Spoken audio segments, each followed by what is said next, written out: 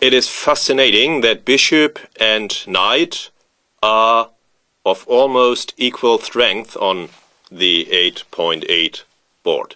On a larger board, of course, the bishop would be much stronger. For example, 1000.1000 board, the bishop could move from one corner to the other in one move, while the knight would take a bit longer to reach from one edge to reach the other edge. But on 8.8 board, it's amazing that they are almost of equal strength, despite the fact that they move so completely differently and have so different strengths and weaknesses.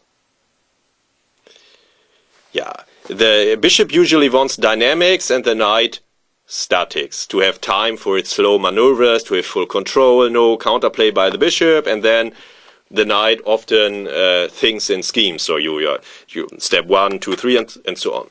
But okay, and the knight can visit all squares of the board, the bishop only half the squares. But okay, the bishop also has advantages.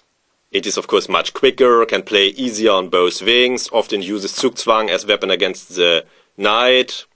The bishop wants fluid pawn structures. The knight sometimes likes broken structures, especially if the color complex which the bishop cannot control is weak. The knight wants outpost squares. The knight often uses a blockading strategy, but this is a bit dangerous. The knight can fall in Zugzwang, or the blockade can be broken by creating another pass pawn. Okay, Kramnik Khalifman, Zurich Rapid Game 2009 is good for White's bishop. White to move and win. Okay, it was a rapid game, otherwise Kramnik would doubtlessly have taken the g6 pawn. In the game he recaptured automatically on e5. But don't follow guidelines automatically, don't recapture automatically, don't do anything automatically. Always look for a moment at least at the concrete position and which candidate moves you have. You can recapture, okay, but what else can you do? At least always do this for a short time. And when there are alternatives like this, then go deeper and calculate it.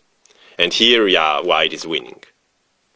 This breaks the blockade for good. The knight is in the knight check shadow, and the bishop forces it away, and so it's game over. Okay. Yeah, in the game, Kramnik recaptured, and now the position is a draw. But it's not so easy. There are two ways now. Yeah, advancing the a-pawn is also okay, but g5 might be, yeah, I don't know. It's a bit difficult to say. With more time, Khalifman may have opted for this. The reason is that black queens with check, and then surprisingly, White cannot keep the pawn, and the pawnless endgame queen and bishop against queen is a draw. But okay, yeah, it's a bit far away, of course. a4 is also okay, but now yeah, black must make the right choice. Black can play king d8 to install a passive blockade, or king e6 to blockade White's pawns more actively, and yeah, to what to do. And as is often the case, the more active way is correct. Now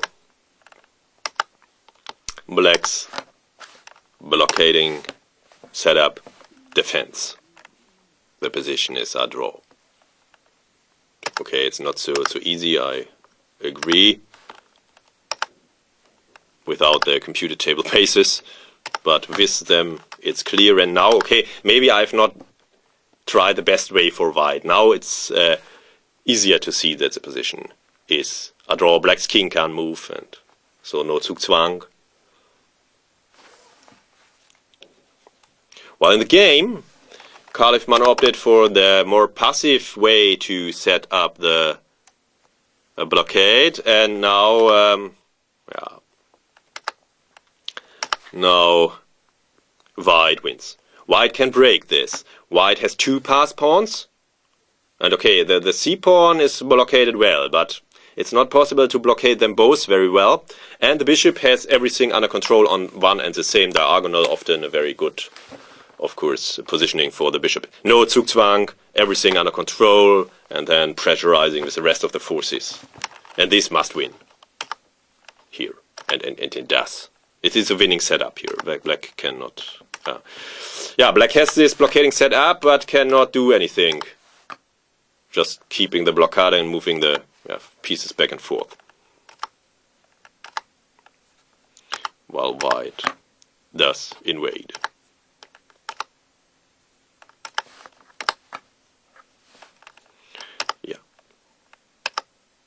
Yeah, now it's over. And the last move of the game was Zugzwang. The typical weapon against a knight in many endgames, and of course here in this fight it is also used very often. It's a sharp weapon of the bishop, where the bishop has the advantage. The two pass pawns to break the blockading setup. The bishop likes fluid pawn structures for this reason, so that it can use the pawns to restrict the knight. Okay, this was not so much seen here in this example, but it can be used. These restriction methods against a knight we have also seen often. For example, the Steinitzian restriction method with the two bishops. But okay, also other examples when fighting and against a knight and restricting it.